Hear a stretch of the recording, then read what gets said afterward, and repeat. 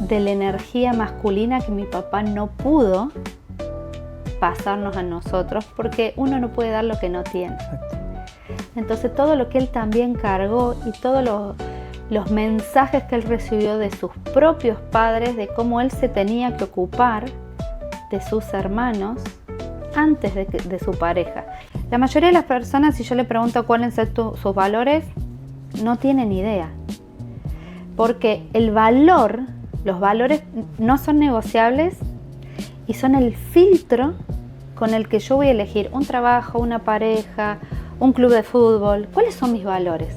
Nunca tuvimos tantos recursos gratuitos, nunca tuvimos tanta posibilidad de educarnos, formarnos y evolucionar como ahora. O sea que el dinero hoy no es excusa.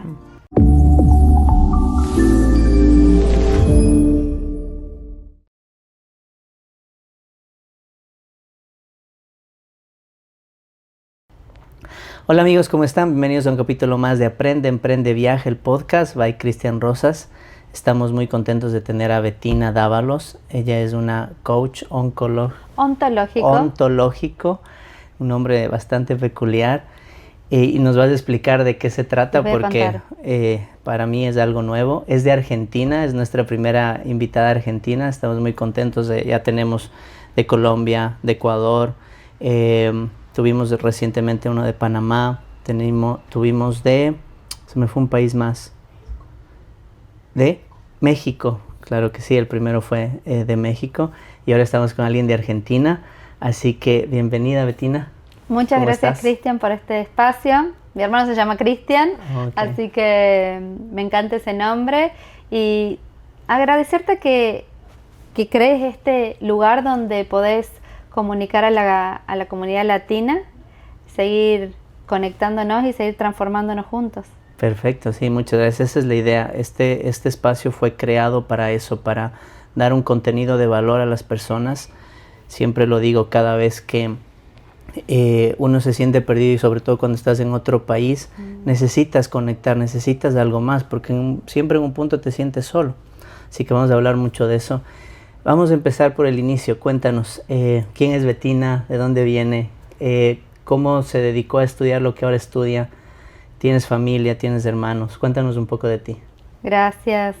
Bueno, a mí todo lo que es árbol genealógico me encanta. Soy la sexta hija viva de mis padres.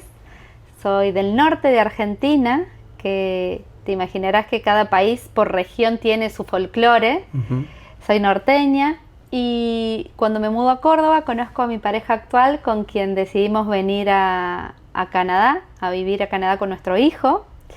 Y así emprendimos esta aventura. Y algo que me resultó muy curioso fue cuando mi pareja me propone venir. Yo dije que sí en el acto, porque siempre tuve la curiosidad de vivir en el extranjero, de conocer otras culturas. Soy muy curiosa. Y creí que estaba preparada, porque como soy coach, instructora de yoga y tengo muchas herramientas somáticos, espirituales, religiosas, creí que esto iba a ser pan comido. A ver, vamos a hacer una pausa ahí. No te olvides hasta dónde llegamos, porque ya te me saltaste a que llegaste. Quiero saber, ¿qué te hizo estudiar? ¿Dices que eres la sexta? Yo soy la sexta hija de mis padres. ¿Cuántos hijos tienen tus padres? Mi papá tiene 12. Wow. Por eso quise hacer una pausa, porque quiero saber qué se siente tener tantos hermanos, una familia tan grande. Hoy por hoy los chicos ya no quieren tener hijos. Si tú sabes y conoces, dicen no. Mis abuelos tuvieron por parte de mi papá 10 hermanos, por parte de mi mamá solo 3. Entonces yo imagino la locura que debe ser una familia tan grande. A mí siempre me ha gustado la familia grande, es algo que he buscado y en algún momento espero que se dé, pero quiero saber desde tu perspectiva como hija, ¿cómo fue criarte entre tantos hermanos? Fue bien interesante porque yo soy la más chica, por momentos fui sobreprotegida, muy mimada, pero también ese lugar de sos la chica, sos la pequeña, no te metas y los demás nos ocupamos y por mucho tiempo fue así, ¿no? Tenés un montón de gente cuidándote, pero también tenés un montón de gente diciéndote que sí, que no. Y eso forma tu personalidad. Un tema que a mí me encanta es el enneagrama y las heridas de la personalidad, porque desde esos lugares de cómo percibimos el mundo, vamos a habitar el mundo. No es casualidad que algunas personas sean más tímidas, más emprendedoras, quieran llamar la atención, porque la personalidad es el mecanismo que utilizás para sobrevivir. Entonces hoy vos decís, ay, ¿por qué soy tan distinta a mi hermana? Y Gabor Mate, uno de mis maestros, dice, 2 hijos no tienen los mismos padres. No llegamos a la vida en el mismo momento. A veces el hijo mayor es cuando recién la pareja está iniciando. En mi caso, imagínate, mis padres con 5 hijos y son todos bastante seguiditos. No fue tan fácil. Cuando yo llegué ya había demasiada gente ahí. Y después cuando mis padres se separan, mi papá empieza otra familia con otra persona que tenía un hijo que la adopta y tienen 3 hijos más. Y un día conozco a una persona más y que también era hija de papá. Los llegué a conectar antes de que papá falleciera y creo que conté mal, creo que somos, dije 6, 10 vivos, somos 11. Y después las pérdidas que es un tema bastante tabú en las familias, que también pertenecen y que también son personas que son hermanos y que a veces no sabes que tenés y que también pueden a veces influir en tu calidad de vida. La sistémica familiar nos habla de que muchos desafíos que tenemos, inclusive hasta enfermedades, tienen que ver con darle lugar a un hermano que quizás murió al nacer, que quizás fue tan doloroso la muerte que nadie habla de eso, o inclusive hasta embarazos que la persona ni sabía que tenía, pero queda en el inconsciente familiar. Y si es así, sé que tengo más hermanos, así que somos una familia muy, muy grande. Topaste algunos temas muy, muy interesantes, pero quiero ir en orden. ¿A qué edad se separaron tus papás? O sea, entiendo que tienes varios hermanos de parte de papá, por parte de mamá, o cuánto tiempo estuviste juntos como familia, para entender un poco qué te llevó. Yo creo mucho en la raíz. Me encanta el enneagrama, es algo que antes de empezar este podcast y de empezar a escuchar muchos podcasts y de tener algunos coaches que ahora tengo, eso fue lo primero que me llamó la atención, pero vamos a toparlo después. Pero quiero entender un poco de tu familia. Y yo soy hijo único y también me llama mucho la atención el tema de dónde venimos. Les había comentado en algún capítulo que yo me hice un examen de ADN para ver, porque mis padres se separaron cuando yo tenía 1 año y medio, 2 años. Crecí prácticamente sin papá porque fue una persona que llevó su vida por su lado, pero tuvo muchos hijos. Sé que tengo 5 hermanas y a ninguna conozco. Wow. Entonces te quedas con esa espina, ¿no? Y yo cuando vine acá, algún compañero de Uruguay me dijo, yo me hice el ADN y vi de dónde son, y si es que alguien más se ha hecho, puedes conectar. Así es, hay varias empresas, y yo me lo hice cuando llegué a Canadá. Mira. Y qué lindo que dijiste, tengo 5 hermanas, y no medias hermanas o posibles hermanas, porque de papá y mamá, 1, pero papá tuvo más hijos, entonces no sos hijo único. Y sabes que hay otra parte de vos en el mundo. Y otra cosa, no sé si dijiste, papá ya no está en este plano. Falleció hace como 5 años. Sí. Falleció, pero papá está dentro nuestro. Y curiosamente el otro día subí a TikTok un video que decía que el árbol familiar no se corta. Y un montón de gente diciendo, sí se corta, sí se corta, sí se corta. ¿Cómo podemos negar nuestra genética? Por supuesto, yo me puedo alejar, no todos los padres son amorosos, a veces el padre se aleja y a veces nosotros nos tenemos que alejar, porque no todos los padres están listos para ser padres o ya vienen con sus mandatos, sus fidelidades, sus conflictos. Y nombraste que alguien había tenido 10 hijos. Sí, los papás de mi papá. O sea, entonces se ve esto de que antes había 10 hijos, 12 hijos, 9 hijos. Y bueno, no va a ser casualidad que después los descendientes tengan 1 o 2, porque por más que la vida haya sido favorable con 10 hijos, era mucho trabajo y no teníamos la calidad de vida que tenemos ahora. no teníamos los hospitales que tenemos ahora, las escuelas que tenemos ahora, el transporte público que tenemos ahora. Antes, que se andaba a caballo, a carreta, se lavaba a mano, se cosechaba la comida. Ahora, ¿querés sushi? DoorDash. Pero antes era mucho esfuerzo. Ya, pero está diciendo que ahora se hace menos esfuerzo, tenemos mayores recursos. ¿Y por qué crees que ahora quieren tener menos hijos? Uno, posiblemente por las historias de donde sí hubo muchos hijos y fue muy duro. Imagínate que te voy a contar una historia, una mujer, una italiana, 4 hijos, marido muere en la guerra. Y 4 hijos. Y la mujer era ama de casa antes, ¿no? Te estoy hablando hace 3, 4 generaciones atrás. Esta italiana emigra a Argentina con 4 hijos. ¿Cómo hizo para emigrar? ¿No? Y ahí no había WhatsApp, no había Facebook, no veías nunca más a tu familia. Y uno trae estas heridas, trae esta memoria, ¿no? Entonces imagínate lograr llegar a un campo y cosechar la comida para tus hijos. ¿Sabes lo que es darle de comer a 10 niños? Es mucho esfuerzo. Y la gente sobrevive, ¿no? Porque en definitiva, seas adoptado, conozcas a tus padres, el árbol genealógico trae en el ADN una memoria. Yo digo, nuestro hijo desde que nació, bebé, recién nacido, duerme en la misma posición del padre. ¿En qué momento lo aprendió? No tuvo tiempo. Entonces, nos guste o no, traemos una carga genética con muchísima información, secretos familiares, traumas, dolores, migraciones, estafas, abandono. No hace falta que me lo cuenten, esa información está dentro mío. Porque cuando mi abuela estaba embarazada de mi mamá ya tenía los precursores de los óvulos con los que yo iba a nacer. Ya estaban conectadas las generaciones. Estás conectado, estás conectado, estás conectado al infinito. Entonces, adentro nuestro vive todo nuestro sistema familiar, de nuestra madre y de nuestro padre.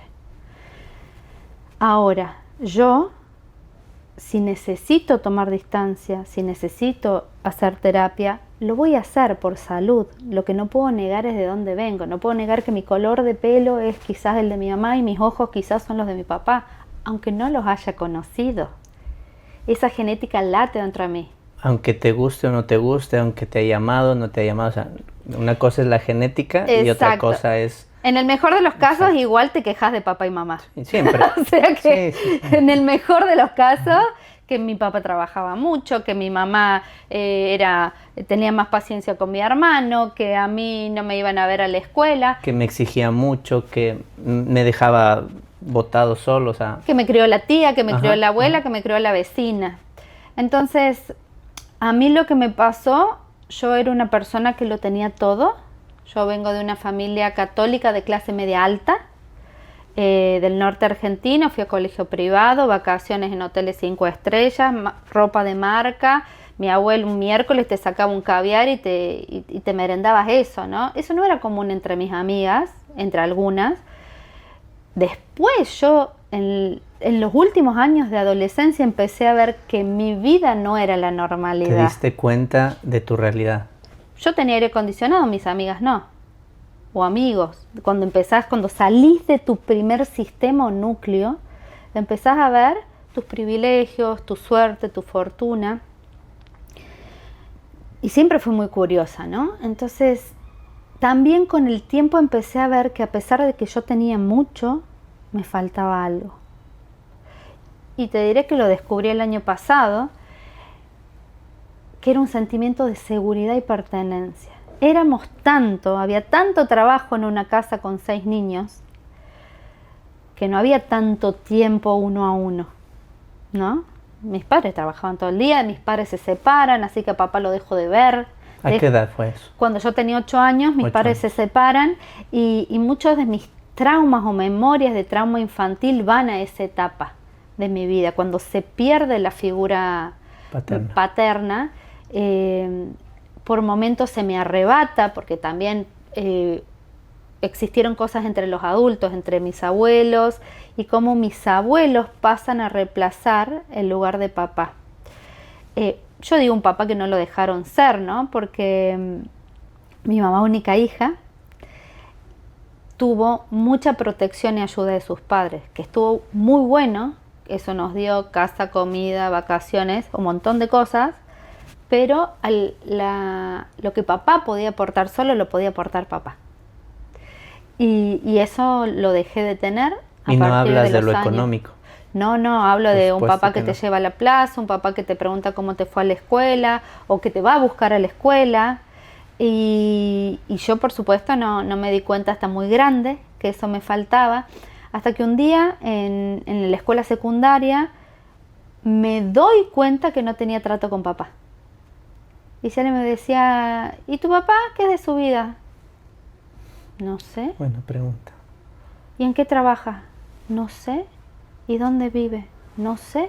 O sea, se separaron y él igual agarró su camino, su vida y digamos que dejó de ser un padre presente. Exacto. No pudo y no lo dejaron, ¿no? Y gracias a las constelaciones familiares yo pude entender mucho de la energía masculina que mi papá no pudo pasarnos a nosotros, porque uno no puede dar lo que no tiene. Exacto. Entonces todo lo que él también cargó y todos los mensajes que él recibió de sus propios padres, de cómo él se tenía que ocupar de sus hermanos antes de su pareja. Y esto ya es un desorden, y esto algo que me encanta de las constelaciones familiares es primero el orden, después el amor. Sin orden el amor no puede fluir. Cuando una persona se casa, su prioridad pasa a ser su pareja. ¿Se casa o convive? O están juntos. Exactamente, y más si hay hijos. Entonces ya no puedo ayudar a mis hermanos como ayudaba antes, no puedo ayudar a mis padres como ayudaba antes, porque ahora tengo que ponerle energía en mi sistema, en mi sistema que va hacia la vida y crea descendencia o crea algo nuevo.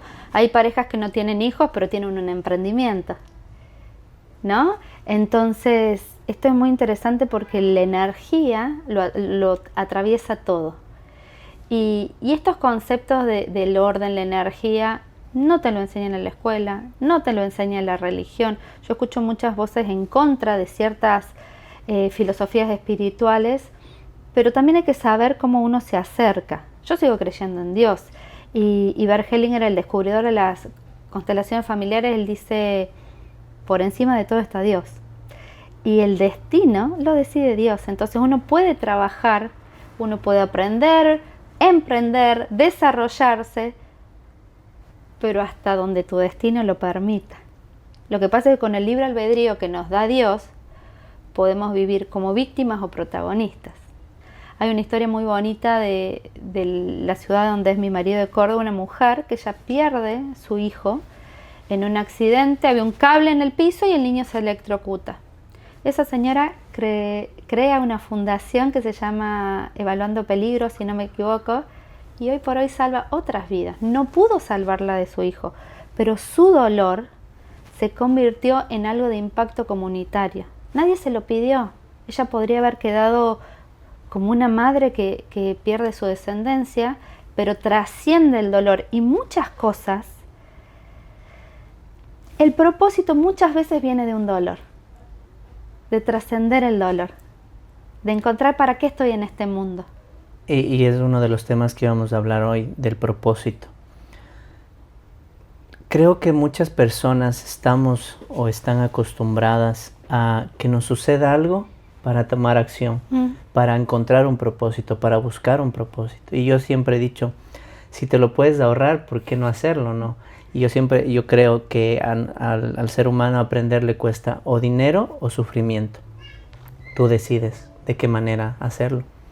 Pero ahora hay muchos recursos como como tener un coach, como tener mentorías, como estudiar, como aprender. Los recursos son demasiados como para ahora tener que nos pase para decir, ok, voy a buscar un propósito, o apenas me doy cuenta de que algo está mal en mi vida y quiero cambiarlo. ¿Qué crees que tenga que el ser humano, que la persona, cómo puede empezar este proceso de encontrar su propósito sin necesidad de que nos suceda algo malo o algo distinto? Gracias por la pregunta, y lo primero que yo creo que todos tenemos que trabajar es quiénes somos, y quiénes somos está basado en nuestro sistema de valores. La mayoría de las personas, si yo le pregunto cuáles son sus valores, no tienen idea. Porque los valores no son negociables y son el filtro con el que yo voy a elegir un trabajo, una pareja, un club de fútbol. ¿Cuáles son mis valores? Y esto lleva tiempo, porque los valores no son 50, quizás son 5, 3. Y eso va a empezar a filtrar tus amistades, la actitud con la que vos te levantás cada día, qué emprendimientos, a dónde te vas de vacaciones. Y en el día a día, en tu trabajo, simplemente. Regresando un poco a lo que estábamos conversando de la familia, se me quedó una pregunta ahí. Tú decías, no podemos negar los genes, no podemos negar de dónde somos, quiénes somos, pero ahora está muy de moda y muchas de las personas que están escuchando este podcast lo hacen porque quieren cambiar, quieren romper ese vínculo. La parte mala que quizá nos heredaron queriendo y sin querer. ¿Cómo podemos empezar eso? A romper ese vínculo que viene de nuestras generaciones. Ok, con la metáfora del árbol, de cortar un árbol, yo te pregunto, ¿en qué parte del árbol de tu familia te ubicarías vos? No entiendo. ¿A qué te refieres? Si yo digo, ¿dónde está ubicado Cristian en su árbol genealógico? E imaginemos un árbol real, un árbol en el parque. ¿Sos la raíz, sos el tronco, sos una rama? Yo diría que soy una rama. Claro, entonces si yo corto el árbol, ¿quién se cae? ¿El árbol o la rama? Todo, yo, la rama también. La rama. Entonces esto de cortar el árbol no es tan sencillo. Yo lo que tengo que reconocer es el árbol del que vengo. Si es un maple, puedo hacer jarabe. Si es manzana, tengo manzana. Entonces lo primero es reconocer nuestro origen. Y ese origen lo respeto, lo reconozco, lo honro. Y lo puedo hacer luego diferente. Porque lo que yo rechazo me persigue.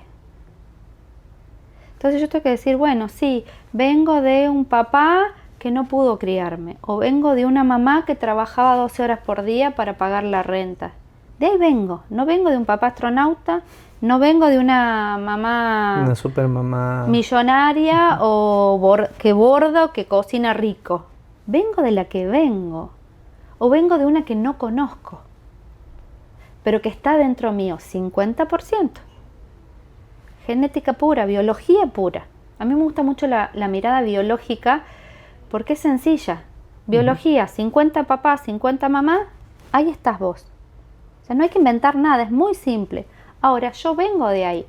Lo que yo hago con lo que ellos me dieron ya es mi responsabilidad. Entonces lo que hablamos es de resignificar la historia. Puedes haber tenido una infancia muy dura. Lo que tenés que hacer ahora es elegir si sos la víctima de tu historia o la protagonista. Si sos lo que quedó de todo eso o el que ahora se va a hacer cargo y va a hacer algo diferente. Y ahí cuando yo elijo hacerlo diferente me doy cuenta que hay un podcast gratuito, voy a YouTube, nunca tuvimos tantos recursos gratuitos, nunca tuvimos tanta posibilidad de educarnos, formarnos y evolucionar como ahora. O sea que el dinero hoy no es excusa. Luego tenés que ver qué recursos tenés. Bueno, por ejemplo YouTube, un amigo, un profesor, un mentor. Después sí, la ayuda profesional, un psicólogo, un médico, un sacerdote, un coach, a la que sí hay que pagar. Y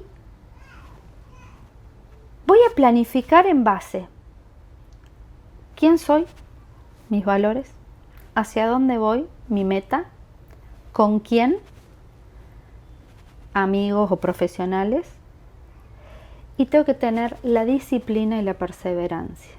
Entonces, uno de los... Cuando tenemos un objetivo, normalmente nos abrumamos, lo vemos muy lejos. Entonces, ¿qué tenemos que hacer? Si yo me quiero ir a Europa el año que viene por aniversario de casados, ¿qué tengo que hacer? Decir, a ver, ¿cuánto sale el viaje? Consulto en varias agencias, a qué lugar y en qué temporada, listo. Imaginemos que sale $10.000. Ok, ¿cómo hago? O sea que si sale $10.000 de acá a 12 años, lo tengo que dividir en $900 por mes. Ok, ¿cómo junto $900 por mes? ¿Qué puedo emprender? ¿los puedo ahorrar? No, hoy no puedo ahorrar $900 por mes. Bueno, vendo. Este sillón no lo uso, listo, lo vendo. O busco un trabajo casual. Entonces, las grandes metas las voy a dividir en pequeños pasos. Y esos pasos tienen que tener un tiempo. ¿Por qué? Porque si yo hay algo, si en vez de ahorrar 900 estoy ahorrando 800, el mes que viene voy a tener que ahorrar 1000. Entonces yo tengo que ir controlando el camino para corregir. Y también puedo ser realista y decir, me di cuenta que no puedo en 12 meses, tiene que ser en 18. Pero mi objetivo sigue siendo el mismo.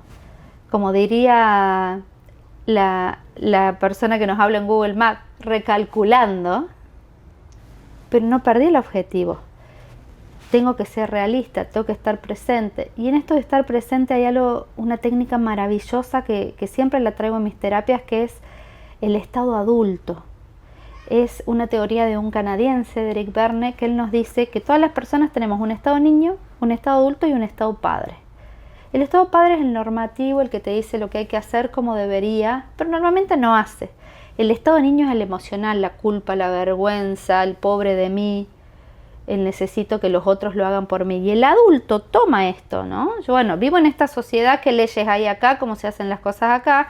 Tengo un estado emocional y está bien tener emociones, reconocer las emociones, pero el adulto es el único que sana, evoluciona y hace las cosas. Y la mayoría no estamos en el adulto, hay que elegir el adulto. Y cuando empezás a estar más en el adulto, empezás a ver tus vínculos desde otra manera y desde otro lugar. Porque si yo vengo con una pataleta, una crisis, y vos estás en el adulto, no te identificás. Y decís, bueno, ¿cómo te ayudo? O no tiene que ver conmigo. Cuando yo me pongo en el mismo nivel, me salgo del adulto. Y no avanzamos ninguno de los dos. ¿Y cuántas relaciones se rompen, se quiebran? Y ahora está de moda la más fácil. Y normalmente si vos estás en un estado niño, te vas a vincular con un estado padre. En las parejas, ¿no? Tenés que hacer esto. Ay, no me digas así.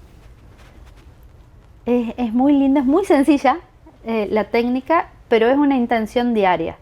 Es decir, ¿dónde me estoy parando? ¿Desde dónde estoy mirando el mundo?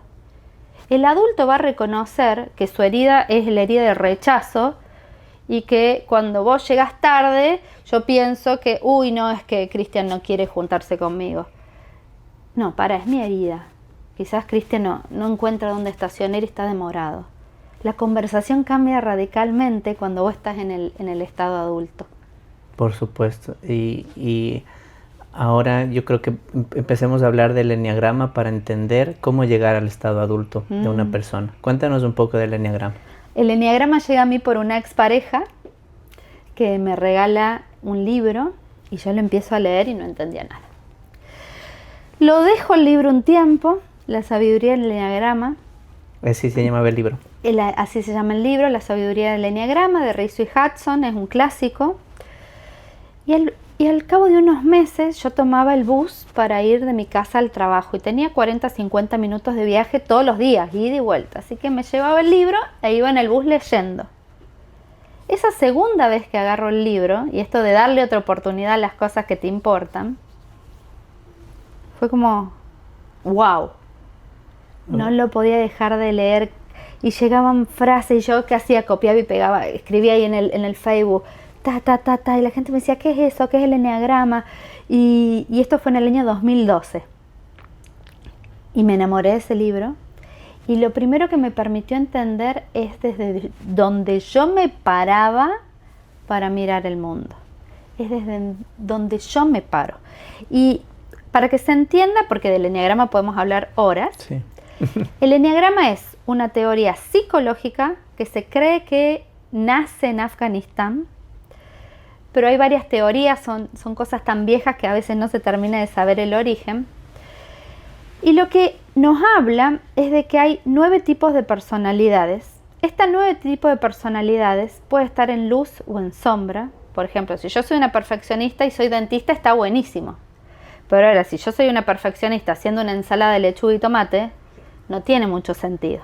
A ver, entonces vamos Para que entiendan esta analogía que acabas de hacer, dinos cuáles son los 9 tipos de enneagramas. Hay 9 tipos de personalidades que los podés encontrar como 1, 2, 3, 4, 5, 6, 7, 8, 9, que no es más que otra cosa que el número, el nombre como número no tiene nada que ver con la numerología, pero después tenés 9 tipos de personalidades que son el perfeccionista, el ayudador, el ganador, el diferente, el científico, y son 9, pero además lo vas a encontrar con distintos nombres, así que esto es un ejemplo de los nombres, simplemente son etiquetas.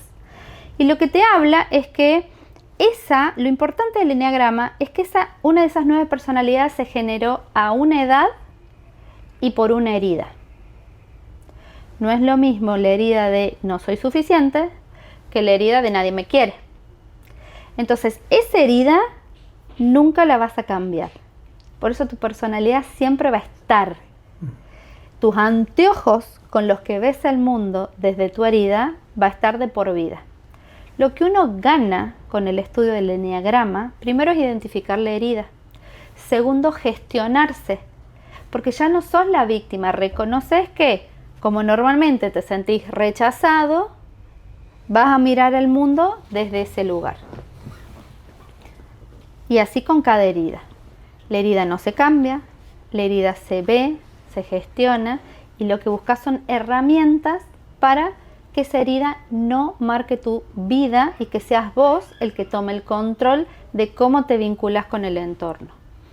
Yo creo que vamos a hacer, y te invito públicamente a hacer un capítulo específicamente del enneagrama. Okay. Porque yo cuando empecé este podcast lo había, te digo, estudiado un poco. Busqué inclusive una universidad en México para sacar un coach en enneagrama. Uh-huh. Porque tú puedes tener terapia, imagino que tú das terapia, al final van a tener el contacto de Bettina y pueden ahondar más en el tema. Pero yo decía, yo no me quiero quedar solo en el que me den terapia, entender qué tipo de personalidad tengo, cómo tratarla, cómo llevarla, cómo mejorar, porque es lo que decía, es desde tu perspectiva cómo ves el mundo. Y cuando uno cambia la forma de ver el mundo cambia para ti. No quiere decir que el mundo se transformó y que mañana es el mejor, no. Pero ya no te afectan muchas cosas que quizás sí. Entonces, espero que te haya gustado este espacio, que en los comentarios nos pongan si quieren un capítulo específicamente del enneagrama para que podamos entender mejor cuál es tu personalidad. Porque yo decía, mira, yo he estado con psicólogos, he estado en constelación familiar, admiro y siempre creo que Dios es lo mejor. Estuve en la iglesia por muchísimos años, aprendí demasiado, pero decía al final, creo que no era suficiente. Y en el enneagrama yo encontré muchas cosas, como tú dices, que me llamaban la atención y decía, esto me gusta. Porque depende también de la persona, ¿no? Puede ser que lo que a mí me guste, a ti no, a las personas que nos están escuchando no. Pero aquí lo importante es buscar qué te llena a ti, qué es lo que tú necesitas. Y para eso es entender, ¿no? El ser adulto, al final estamos para mejorar, para encontrar ese camino que cada uno se trace. Entonces volvamos a lo otro. ¿Qué te hizo estudiar esto? No quiero irme sin esa pregunta de ¿qué decidiste, por qué decidiste estudiar o empezar este camino? Tengo una madre muy estudiosa, tengo una abuela muy estudiosa. En mi casa siempre había muchos libros, o sea que yo me crié en un ambiente que me invitó a la lectura. Y yo me di cuenta que me faltaban herramientas. Por ejemplo, mi familia tenía sus negocios, pero yo me di cuenta que me tenía que capacitar para aportarle algo al negocio familiar. No bastaba ser una más de la familia, ¿no? A veces pasa esto que en las empresas familiares entra el sobrino o entra el hijo, pero no tienen nada que aportar. Y eso es un desorden, sobre todo si no lo ponemos en los niveles más básicos para que vayan aprendiendo y subiendo. Yo me di cuenta que no estaba preparada, entonces siempre tuve esta curiosidad y también me di cuenta que necesitaba ayuda. Desde muy chica busqué ayuda en la psicoterapia, muchos años estuve muy activa en la iglesia, en grupos de evangelización y de difusión de la palabra, de la Biblia, juntarnos a hablar de Dios. Fui a colegio católico y era de la Acción Católica por muchos años. Y después cuando estoy en pareja, con mi primer pareja, me doy cuenta que me faltaban habilidades comunicacionales y de desarrollo de la pareja. Entonces, siempre estuve muy atenta a mis limitaciones, a pesar de haber tenido mucha educación y otras cosas que mucha gente no tiene, ¿no? Como, insisto, casa, comida, ropa, vacaciones, que me lleven y me traigan en un auto. Pero en lo interior todavía me faltaban cosas. Yo había muchas cosas que decía, no entiendo. No entiendo por qué las cosas son así. Y esa curiosidad me llevó siempre a estudiar. Siempre me llevó a un curso aquí, un curso allá. Entonces empecé a emprender porque necesitaba dinero para moverme y termino yéndome a otra ciudad donde hago un diplomado en gestión gerencial, me especializo en management y después digo, bueno, quiero más, fui por la licenciatura en administración, bueno, quiero más, hice un posgrado en mediación y siempre quiero más, ¿no? Hice la certificación en coaching ontológico, el instructorado de yoga, la formación en descodificación biológica. Y algo que me pasó a mí, porque es mi perfil, yo soy geminiana, soy curiosa por naturaleza, estimular mis dos cerebros, ¿no? El lógico-matemático y el emocional, ¿no? Como que voy de un lado al otro. También un poco lo que la vida te da, ¿no? Estar atentos a lo que la vida te da, porque yo tenía mis planes y me di cuenta que la vida tenía otros planes para mí. Yo creía que iba a ser abogada, que me iba a ir a vivir a Buenos Aires, que iba a tener una vida totalmente diferente. Fui mamá muy joven.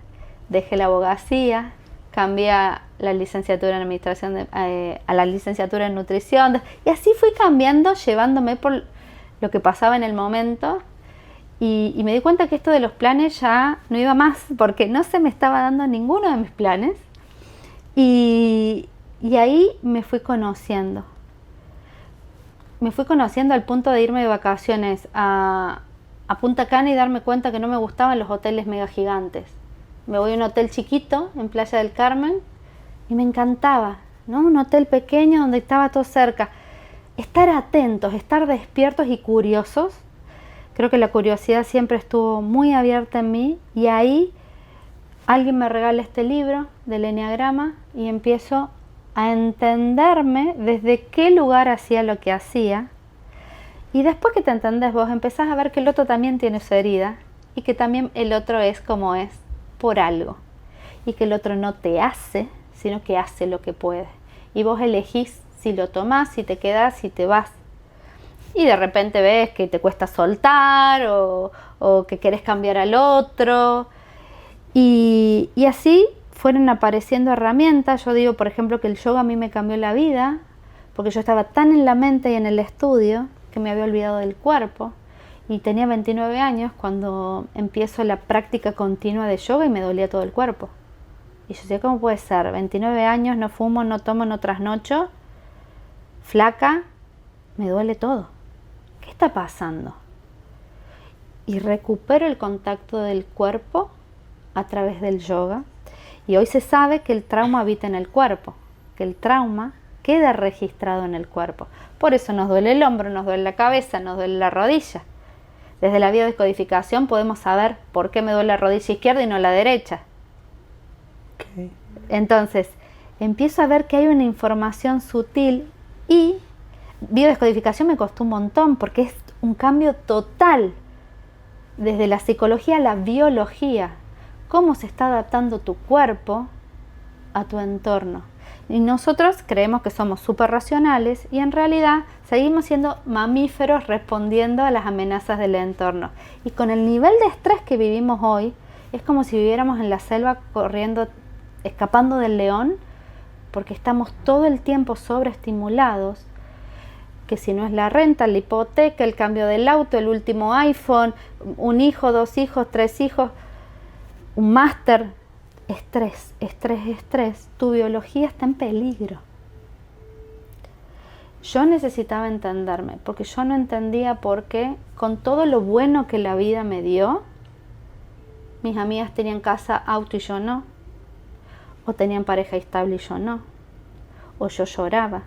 O era una persona triste. O por más gimnasia y natación que hacía, no podía corregir mi espalda. Entonces había curiosidad. Hago lo que hay que hacer. Y no alcanzo los resultados que se supone. Entonces esta curiosidad me lleva a distintas técnicas que me van abriendo la cabeza, me van sacando velos que yo traía. Esos velos tienen que ver con mandatos, con fidelidades, con creencias, con heridas, de las que vos no tenés idea. Y vos decías al principio, no deberíamos esperar que las cosas nos pasen para aprender y buscar mejorar. Pero a veces, gracias al conflicto o a la enfermedad, es que tenés la oportunidad de aprender algo de tu vida. Y yo te decía, cuando decidimos mudarnos a Canadá, yo dije piece of cake. Sé de emociones, hablo inglés, hablo francés, soy sociable, no hay ningún problema. Ya me conozco. Soy coach, soy licenciada en administración de empresas, esto, lo otro, bla, bla, bla. Y cuando llegué acá no conseguía trabajo, estaba muy estresada, nuestro hijo estaba muy desregulado, habíamos planificado todo, alquileres, costos, los ahorros de 6 meses se nos fueron en 3 meses y todo lo que nos habíamos preparado de repente era, ahí como decimos, me quemaron los libros, hice todo bien y aún así no le estoy pasando bien. Y por eso a mí, bueno, la migración me sorprende y yo sí siempre seguí buscando ayuda, siempre busqué soporte profesional. Hay algunos programas, Canadá es un lugar lleno de recursos, a veces la gente no lo sabe, y conseguí terapia, que en 8 sesiones me ayudó a empujarme a entender un poco de qué se trataba Canadá. Yo como coach, uno de los roles que elijo en mi vida es el ser coach, porque yo sentí que a mí me faltó mucho acompañamiento. Tenía mucho alrededor, pero me faltaba el 1 a 1, ¿no? El que te invite a un lugar seguro, a mirarte hacia adentro, decir, bueno, tenés estos recursos, pero estos hay que desarrollar. Y cuando vos no estás bien, no podés ver tus recursos. Cuando vos no estás bien, pensás que vos sos el problema. Y te alejas de Dios, te alejas de tus amistades. Y por eso hoy tenemos muchísima depresión, porque no solo cargas con tus historias no resueltas, cargas con las historias de tus padres y de tus abuelos. A veces por biología, a veces por educación. No sé cómo es en Ecuador, pero en Argentina hay una frase muy común que es: todos los hombres son iguales. En Latinoamérica, creo yo, Colombia, México, todos piensan lo mismo. ¿Por qué mis historias de pareja tienen que ser iguales a la de mi madre, abuelo, bisabuela? Cuando te sentencian en tu casa y vos repetís, es que a mí me enseñaron que son todas iguales. Y es iguales puede ser muy malo o muy bueno. Uh-huh. Y generalmente es muy malo. Y generalmente es muy malo. Entonces, ¿por qué vos vas a aspirar a una pareja que te respete, que sea inteligente, que sea creyente, que sea buen ciudadano, si todos en realidad son mentirosos, infieles, impuntuales, etcétera? Vos no te lo vas a cuestionar si todas tus amigas o amigos repiten lo mismo. Salir de eso y decir, ¿qué tal si no todos son iguales? No, porque mira a mi primo es buena gente. Mira a mi vecino, no, mi vecino es muy trabajador. Hace 20 años que está casado y feliz. Entonces, tenés que tener mucha curiosidad y apertura para ver que no necesariamente esta vida no puede ser modificada. Me hiciste acuerdo de que ahora los jóvenes de ahora están cambiando las frases, ¿no? Ya no es para nuestra generación, digámoslo así, todos son iguales, era muy común. Ahora he escuchado, primero para las mujeres es todas mienten. Ahora estuve yo en Estados Unidos y inclusive un chico fui al mundial, estuve en un partido de Ecuador y un chico tenía su camiseta y puesto aquí todas mienten, o sea, impreso en la camiseta y todo el mundo ja, ja, ja, ja, tomando fotos, inclusive a mí me pareció muy, muy gracioso porque te vuelves en esa lucha, ¿no? De género, de que, si ustedes son, los hombres somos iguales, todos malos o lo que sea, o perros, como dirían en nuestros países, ahora las mujeres dicen todas mienten. Y hace poco también volví a escuchar otra frase de entre los muchachos, los jóvenes de ahora, que decía, hombre no es persona, porque lo están asociando ya como que fuera, no sé, o sea, ya pasaron ese nivel de que no es que son iguales, sino que ya no piensan, no ayudan, son infieles, o sea, generalizan de una manera. Y nos hemos equiparado en la percepción negativa del otro, por un lado. Por otro lado, la lucha de los géneros no empezó ahora, tiene muchos siglos y tiene diversos contextos. Uno tiene que ver, muy interesante, ahora tenemos muchas condiciones de salubridad, pero antes la mujer moría en el parto. ¿Y quién tiene la culpa? El que la había embarazado. Historias como esa quedan en el inconsciente colectivo. En vez de nos embarazamos, le embarazó. No sé, en Ecuador me imagino que es lo mismo. Entonces siempre, ¿quién tiene la culpa de lo que nos pasa? ¿Quién tiene la culpa de la lucha de géneros? ¿Quién es el bueno y quién es el malo? Y a veces el malo fue un abuelo que se fue a la guerra y no volvió, y la abuela se quedó con 10 hijos. Y él prometió volver. Y vos dirías, no tiene lógica que se enoje. Pero sí. Pero nadie le ayudó en su dolor. Y su mente dijo, o su biología dijo, a mí me sirve decir, este me abandonó, que por el país, que por el ejército. Lo que yo sé es que estoy sola con 10 hijos.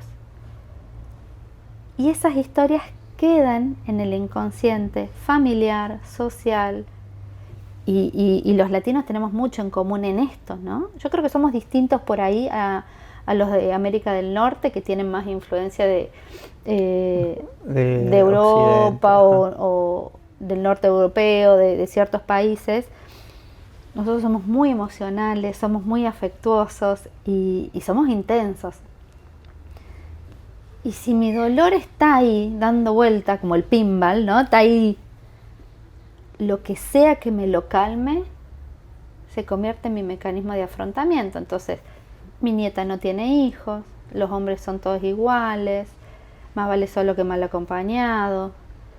¿Por qué? Porque esa abuelita tuvo que sobrevivir, ¿no? Todos los hombres abandonan. No, fue tu historia, pero es mucho más difícil cargar tu historia que ser una más. Y acá se juega mucho también la pertenencia, ¿no? Nos vamos a juntar mujeres con mujeres porque somos iguales, hombres con hombres o ecuatorianos con ecuatorianos. Es natural eso. El tema es nuevamente la curiosidad para ver si esto es lo mejor para mí hoy. Para mí lo mejor hoy es seguir enojada con mi papá que no me pudo criar o tomar la fuerza de su sistema familiar, que cuando yo estudié el árbol de papá, primero que del lado de papá tengo un montón de información, del lado de mamá tengo muy poco, y eso que mi mamá está viva y no consigo información del árbol genealógico. Y del árbol de papá descubrí gobernadores, profesores, mujeres que en el 1800 sabían leer y escribir. ¡Wow! Wow. Y yo los abrazo para mí, digo, mirá lo que me dio papá. Él no pudo estar, no pudo, y me emociona porque no pudo, no supo y no lo dejaron. Pero mirá todo lo que me viene de papá. Y mirá lo que yo le puedo contar a mis hijos que viene de papá. Y contabas de estos estudios de ADN, que yo llegué a Canadá y dije, me lo voy a hacer porque en Argentina recién está empezando una marca argentina, pero acá tenés un montón de marcas, y para el que no sabe, vos pones un poquito de saliva, lo mandás por correo y te dicen... Te llegó todo. ¿De dónde es tu origen genético? Y yo me entero acá, y no lo podía creer, que tenía 55% de origen español.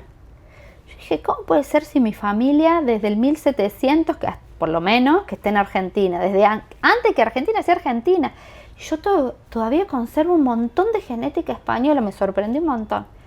Eso cambia un poquito, se va ajustando en el tiempo a medida que ellos lo siguen procesando. Y para mí fue muy divertido ver ese 1% de acá, 2% de allá, 10% de allá. Lo miré con curiosidad, con gratitud, fue muy interesante. Y me di cuenta que en mi caso, y esto después para el que está del otro lado se lo pregunte, mis grandes amores todos españoles. Por lo menos de pasaporte, todos pasaporte español, argentino español o lo que sea. Y me divierte, y eso es lo lindo de cuando uno estudia el árbol genealógico. ¿Qué te trae? Te trae información, te trae algo nuevo, te trae algo que no sabías.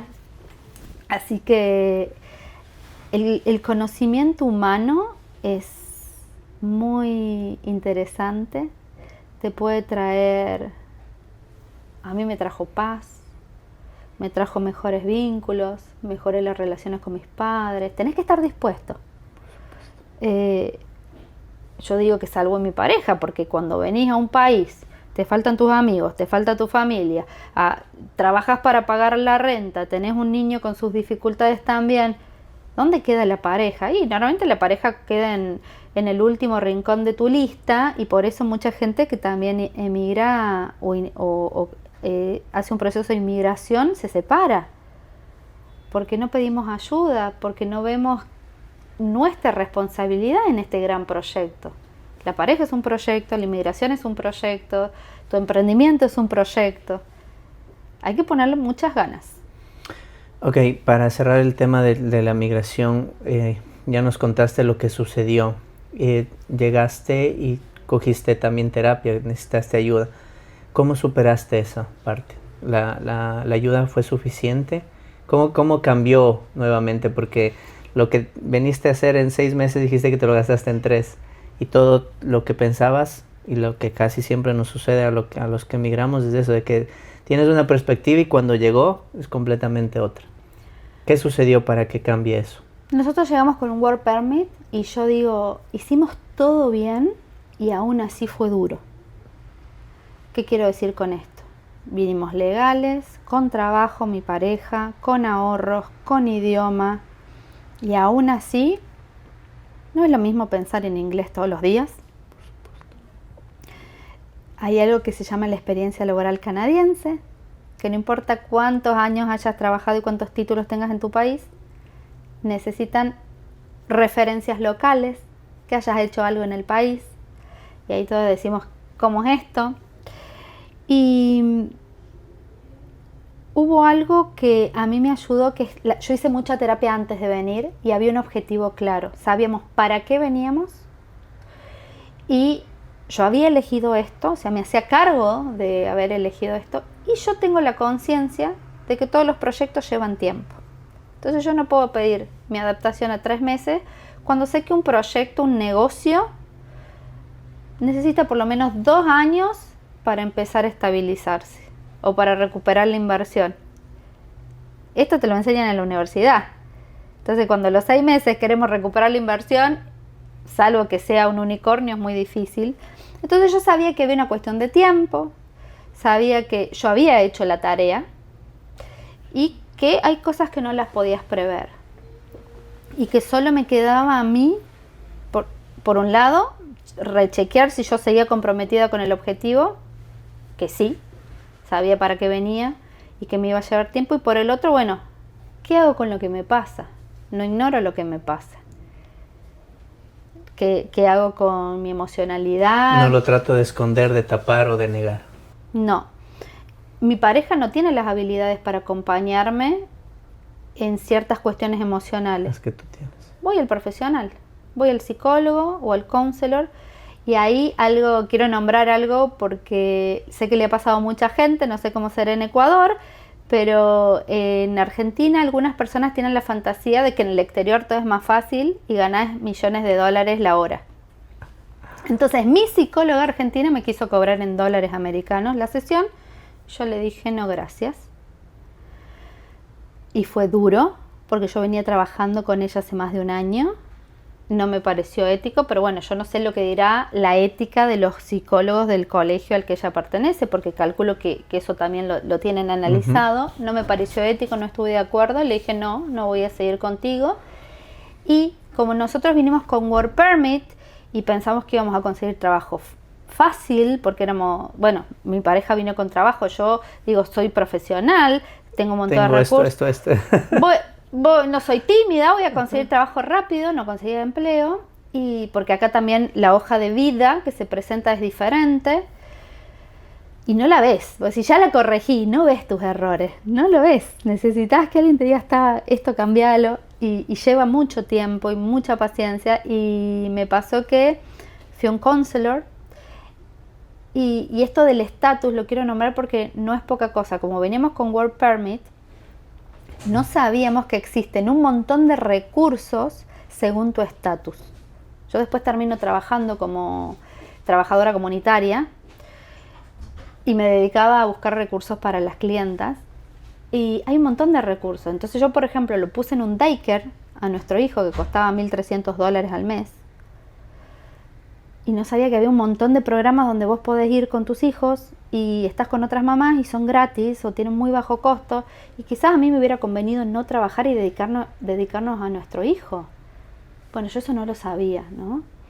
Entonces siempre hay algo que se te escapa en la migración, y también la idiosincrasia.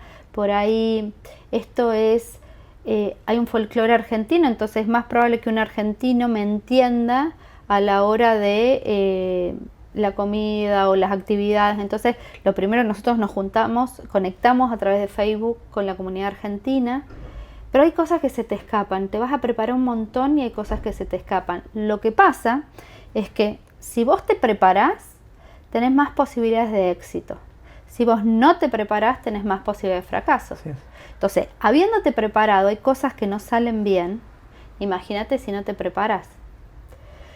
Y es así, la vida es así. Vas a hacer lo mejor que podés, y eso termina siendo, ¿no?, la palmadita de decir, bueno, la tarea la hicimos, había cosas que no sabíamos, que se aprenden en el camino, tu experiencia no va a ser igual que la mía, así seamos hermanos, no nos vamos a parar igual. Si tenés hijos, si no tenés hijos, si tenés trabajo, si no tenés trabajo, si tenés el idioma, si no tenés el idioma. Así que, bueno, a mí me sorprendió. Personalmente tengo mucha resiliencia, mucha curiosidad y ganas de aprender, y no me quedo quieta. Así que creo que sobreviví. Yo no sabía, después la gente te dice, no, pero los primeros 2 años son durísimos. Yo te diría 2,5 a 3, y nadie te dice eso. Y es una realidad. Tenés que... si venís en pareja, agarrarte fuerte, chequear con tu pareja, cuidarse, porque por momentos también se puede volver solitario. ¿Cuánto tiempo estás aquí? 4 años. 4 años. Sí, has mencionado mucho, y obviamente en tu experiencia de pareja es normal. ¿La personalidad de tu esposo es parecida o completamente opuesta, verdad? Somos complementarios. Sí, a veces tiene que ser así. Él es ingeniero en sistema, trabaja desde casa. Y imagínate que yo trabajaba como social worker, salía a la calle, apoyaba a la gente, hablo con desconocidos. Entonces, sí, tenemos personalidades diferentes y nos complementamos. ¿Cómo pueden llevar mejor el tema a las personas solteras? Te voy a contar un caso, que no voy a poner nombre obviamente, pero he visto que muchas personas cuando llegan solos, sobre todo jóvenes, están mucho tiempo en el celular, que hacen visita a sus familias, a sus amigos en el teléfono por horas. Eso al final debe ser un vacío, una necesidad. ¿Cómo puedes manejar ese tipo de cosas, de ansiedad? Porque para mí es como que necesito saber, tener cerca, sentirme. Ahora todo el mundo le pregunta todo a ChatGPT, no a un amigo, ¿no? Uh-huh. Sí. En vez de preguntar, chica, ¿a dónde voy a tomar un helado? Vamos a ChatGPT. Uh-huh. Entonces, ¿la tecnología reemplaza a alguien en el inconsciente? ¿Es una persona para el inconsciente? Eso te lo dejo ahí, picando. Soy una fanática de la tecnología, soy una fanática de las redes sociales. El tema es cómo las usas. Uh-huh. Las usas para buscar recursos, para acercarte a la gente, para crear comunidad, o las usas para dispersarte, para el consumismo, para el chisme. Es la misma herramienta, ¿cómo la usas? A través de WhatsApp, vos sabés que nos hemos conocido a través de WhatsApp y se pueden crear comunidades muy lindas. Uno de mis valores es la comunidad. Entonces yo siempre estoy viendo qué recursos hay. Entonces, mi primer sugerencia para una persona que viene sola es ser parte de una comunidad. Sí, Local. Local. Porque a veces también esto que nos pasa, seguimos... Si venís a hacer una vida, no es lo mismo si venís 2 años a estudiar o de vacaciones. Si vos venís a hacerte una vida aquí, Tienes que ir soltando. tenés que soltar. Entonces, si yo sigo con el chisme de mis amigas, con lo que pasa en mi barrio, con lo que pasa en mi familia, que no es que lo tenés que dejar del todo, pero esa energía y ese tiempo se tiene que virar a qué pasa aquí, qué políticas hay, qué pasa con la inmigración, qué pasa con la comida, qué pasa con la seguridad, qué puedo estudiar o en qué causa me puedo involucrar. Es fundamental en Canadá voluntariar, donar tu tiempo, ya sea por algo que te va a servir desde lo profesional o por ayudar a algo que está necesitando tu vecindario, tal vez limpiar la cuadra. Aquel voluntariado súper poderoso está muy bien visto y desde lo personal lo recomiendo un montón. Y voluntariados hay de todo tipo, así que es cuestión de salir y ver qué querés hacer. Si no querés hablar inglés, podés ir a cuidar las plantas de la ciudad. Voluntariados hay en iglesias, hay en escuelas. El voluntariado es una belleza porque, a diferencia de mi país, que hay mucho voluntariado, pero no te lo reconocen como experiencia laboral. Aquí El sí. voluntariado acá es tu primera experiencia canadiense. Sí, es cierto. He escuchado muchos, sobre todo las personas que quieren quedarse y obtener su residencia permanente, es muy importante hacer voluntariados. Y pagar los impuestos. Y pagar los impuestos. Porque algo que también nos pasa en la transición, sí. que la gente se queja de los impuestos. Yo digo, pero tenés un transporte público que es una belleza, tenés las calles sanas y señalizadas que es una belleza, funcionan los hospitales, funcionan las escuelas. A mí me da gusto pagar impuestos en Canadá. Sí, porque tu dinero no se desvía, o sea, hasta ahí. ¿Lo ves? Lo ves ahí.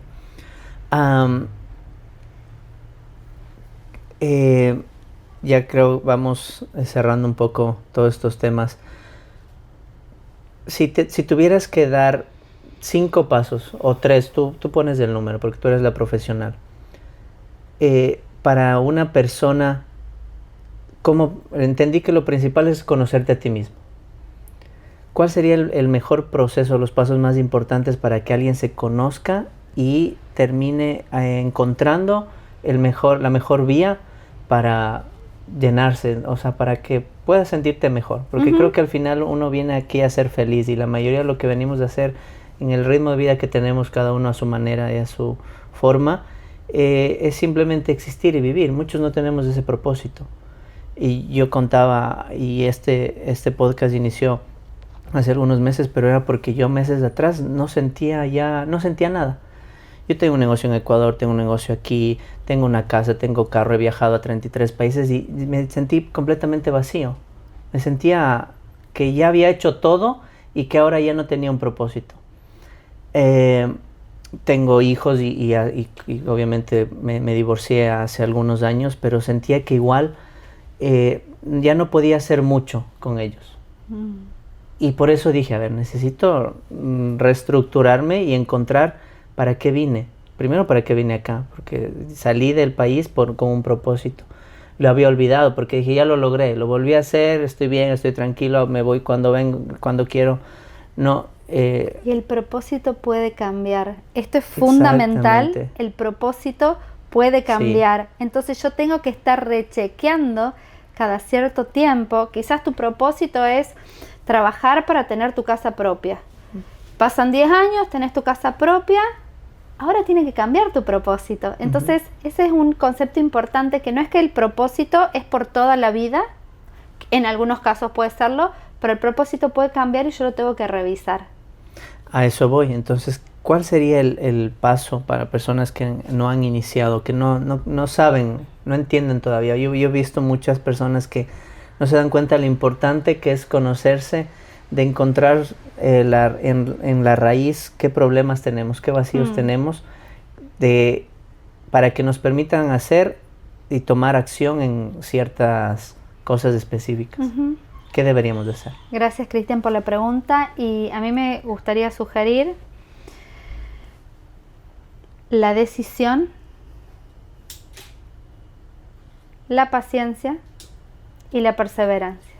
Entonces, primero es algo actitudinal.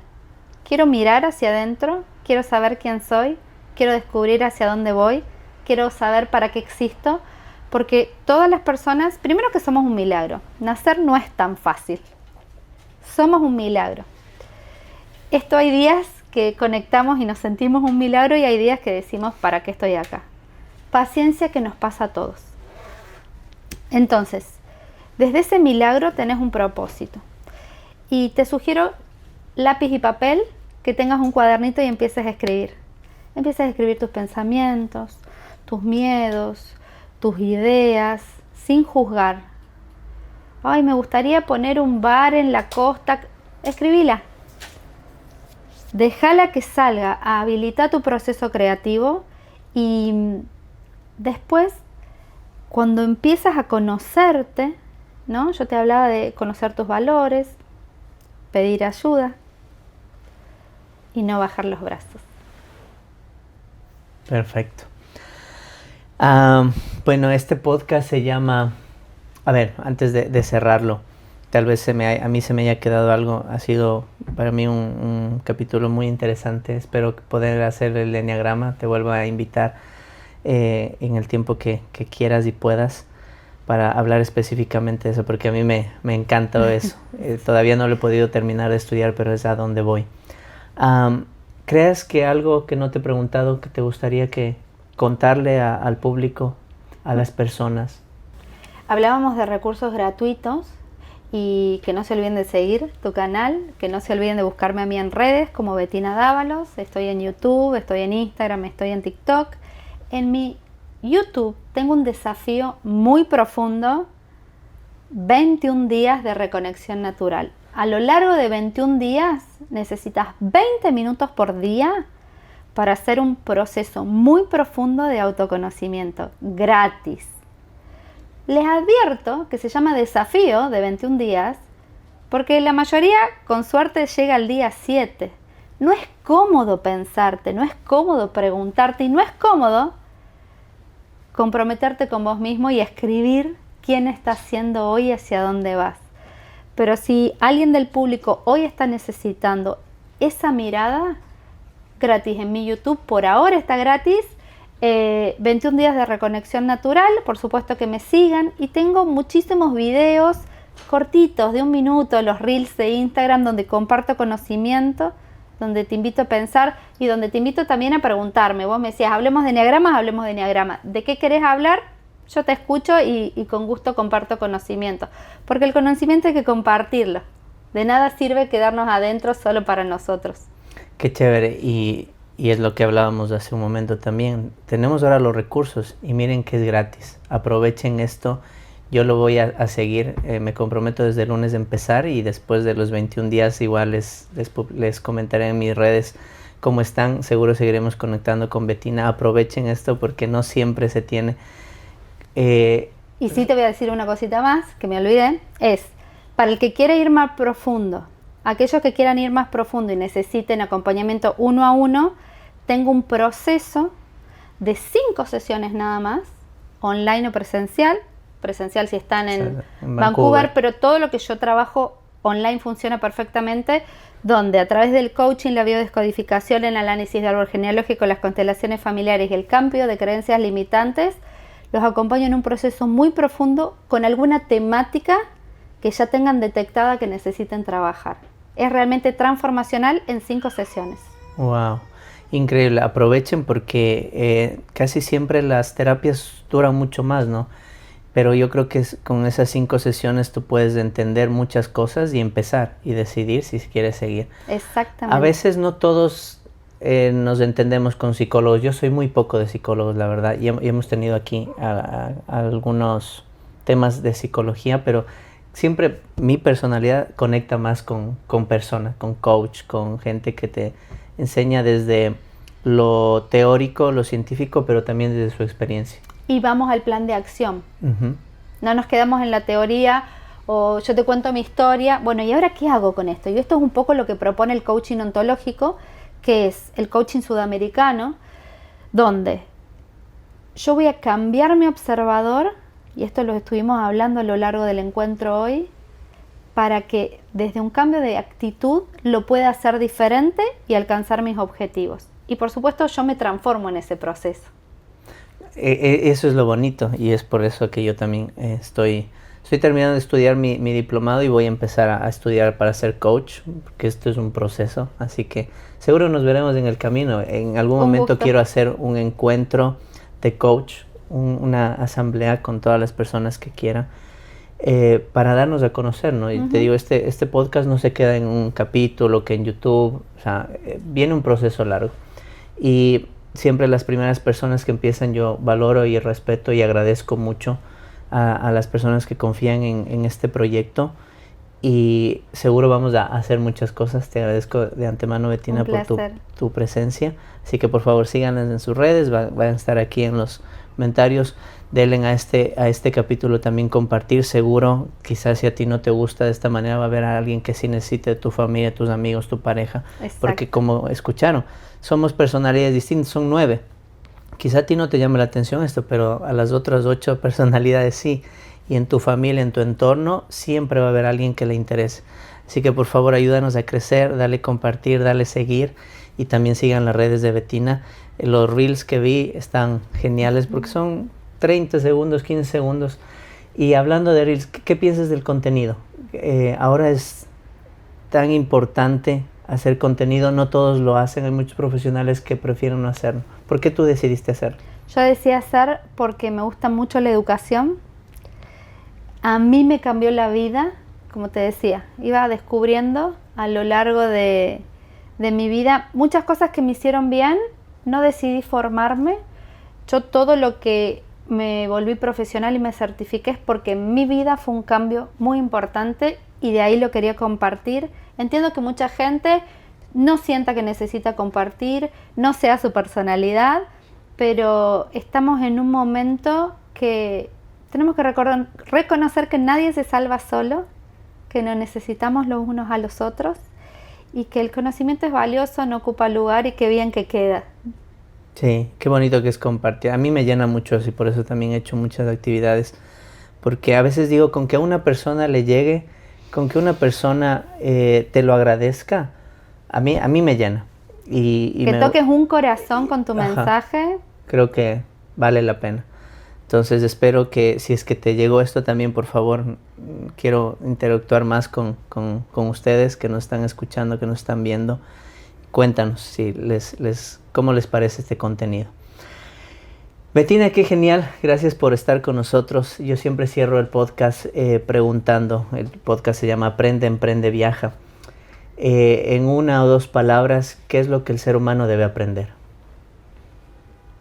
El propósito, para qué estamos acá, y no perder tiempo, empezar a vivir desde el propósito, porque seguramente tus caminos se van a abrir cuando conectes con eso. Emprender, yo soy un emprendedor que tiene negocios, pero entiendo, y como habíamos comentado contigo, no todos van a eso, no todos pueden iniciar un negocio. Así es. Pero para mí emprender es a veces arrancar algo, tomar acción. ¿Qué crees que debería una persona emprender? Empezar. Bueno, la migración es un emprendimiento para mí, y también hay emprendimientos sociales. Para una persona, un centro comunitario, un centro vecinal puede ser un emprendimiento.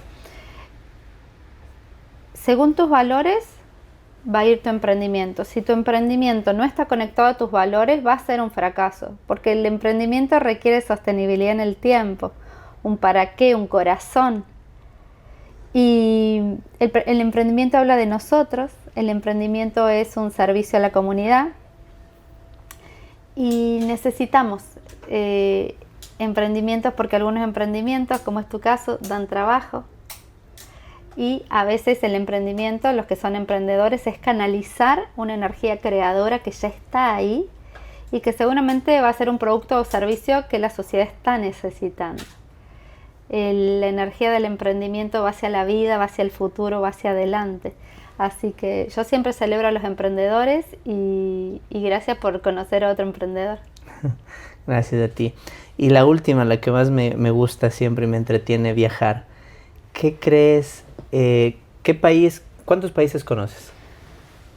Ay, creo que como 20 o más. Wow. Sí, no me acuerdo, pero sí he tenido mucha suerte de viajar. Viajar es maravilloso. El que nos hacía viajar por Argentina. Argentina es grande y el que nos llevaba a pasear mucho era papá. Así que desde ahí viene estas ganas de viajar.